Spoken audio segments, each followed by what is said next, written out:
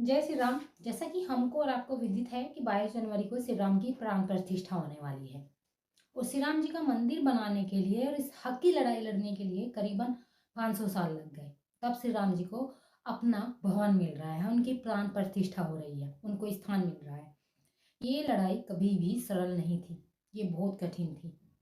एक समय था जब 1990 का दशक था कि इस लड़ाई में कुछ लोग अपना बलिदान भी दे चुके थे।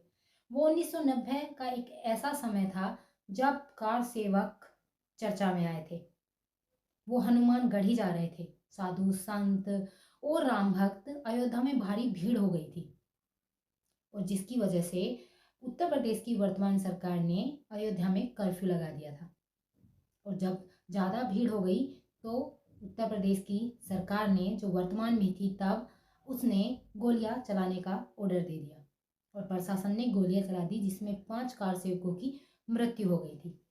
ये वही समय था जब कार सेवक पहली बार चर्चा में आए थे हमारे देश में। फिर एक वो क्रिया थी जो जब हुई थी, लेकिन कहते हैं ना कि क्रिया की प्रतिक्रिया जरूर होती है। वो प्रतिक्रिया 1992 में हुई जब 6 दिसंबर को एक नहीं हजारों की संख्या में कार सेवक आए और उन्होंने अयोध्या में उस विवादित ढांचे को गिरा दिया, ढा दिया।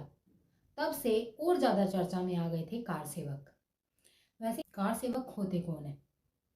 कार सेवक जो निःशुल्क निस्वार्थ भाव से दूसरों की सेवा करते हैं।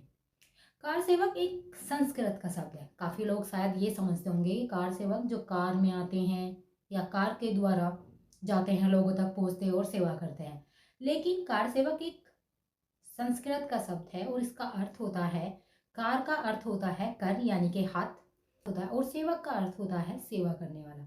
मतलब अपने हाथों से जो सेवा करने वाले होते हैं उनको कार सेवक बोला जाता है। और ये कार सेवक तभी 1990 और 1992 में हमारे देश में चर्चा में आए थे, जिनका चर्चा आज भी सुनाई दे रहा है कि इन्हीं की बलिदान की वजह से हमें श्री राम का मंदिर मिला है। तो यही कार सेवक थे जिन्होंने अपने प्राणों की आहुति भी दी थी राम मंदिर में, और इन्हीं की वजह से शायद अगर वो विवादित ढांचा गिराया नहीं जाता तो शायद हमें मंदिर भी नहीं मिलता। तो इन्हीं कार सेवकों की वजह से हमें ये मंदिर भी मिला है।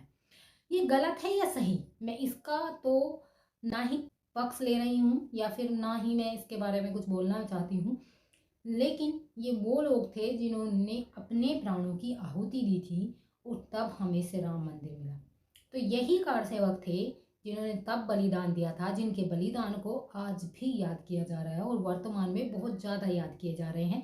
वर्तमान में इनकी चर्चा भी बहुत है। तो इनकी चर्चा का कारण है इनका वो बलिदान जो इन्होंने दिया था, और इन्हीं के बलिदान की वजह से आज हमें राम मंदिर मिल रहा है। अगर मैं राम मंदिर की कानूनी लड़ाई के बारे में बात करूं तो 2019 में जब वो फैसला आया था राम मंदिर के हक में, उसके 162 साल पहले वो लड़ाई शुरू हुई थी। तब पहली एफआईआर हुई थी। 1858 का समय था जब पहली बार एफआईआर हुई थी। फिर 1885 में कोर्ट में कार्रवाई शुरू हुई। 1885 से और 1949 के बीच का जो साल था, जो गैप था, उसमें कोई भी कार्रवाई नहीं हुई थी राम मंदिर की।